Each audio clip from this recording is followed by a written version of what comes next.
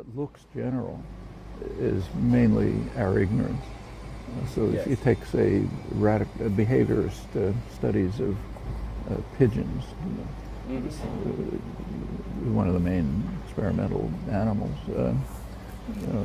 they thought they could do things like train pigeons to, say, play ping pong or something. But when these were analyzed more closely, what it was discovered was they're actually taking the instinctive behavior of pigeons. Pigeons peck. That's something they do instinctively. And you can slightly modify their pecking behavior so it looks to you like they're playing ping pong. Yes. The pigeon just thinks it's pecking, And in fact, if you look even more closely, it turns out that what's considered pecking is actually at least two totally different systems. One is pecking and one is swallowing water. They look the same, but from the pigeon's point of view, they're totally different. Yes. And you have to distinguish these from each other. And in fact, the whole behavior system just totally collapsed, just from internal inquiry into the nature of actual behavior. Incidentally, when I say it collapsed, I don't mean it disappeared. So it's still very widely believed in cognitive sciences and among the general public and so on. In fact, it's even taught in universities. Shouldn't be, but is.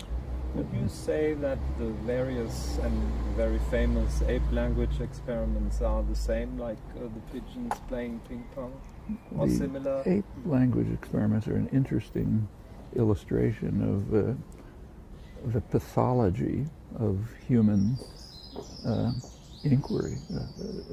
I mean, the whole idea is absurd. I mean, it's as if we were.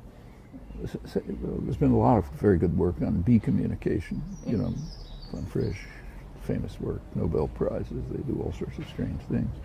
You could train graduate students to do something like the waggle dance of bees, and they do a pretty good job. They wave their arms around and run over there.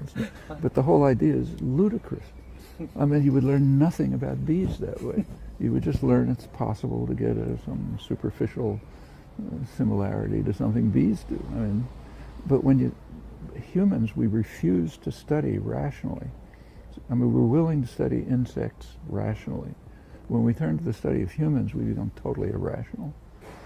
So you do things in the study of humans that would be a joke if you did it with, say, insects. And that's what the ape language is. I mean, you're sort of training these poor animals to do something which very superficial, which they can't do, Yes. So they can kind of mimic a few simple things. As I say, graduate students could do much better mimicking bee communication, but it's all a joke, and of course it gets nowhere. But even if it did get somewhere, it would be meaningless because you're trying to train them to do something they can't do. If they could do it, then my granddaughter's chimpanzee pet, she would be doing it. You just get the same data. Why don't they do the same thing? But so it's all basically a joke.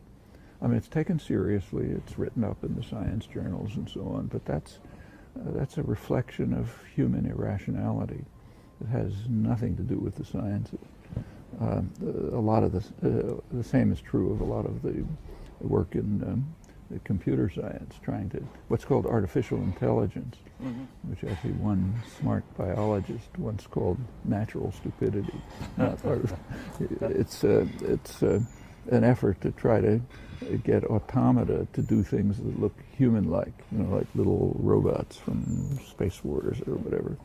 And you can do things. I mean, you can construct an automaton that'll do things that look something like what humans do, but it's utterly meaningless. It emulates it, but it's not the same thing. It's like getting graduate students where you get behavior and study behavior again, but not what's you're not finding out what's going behavior. on inside. And the point is, we understand that perfectly well when it's any non-human organism we're talking about. So to get humans to act like, say, apes or dogs or bees, people would regard as ridiculous correctly, because who cares, same with automata that act like dogs, let's say.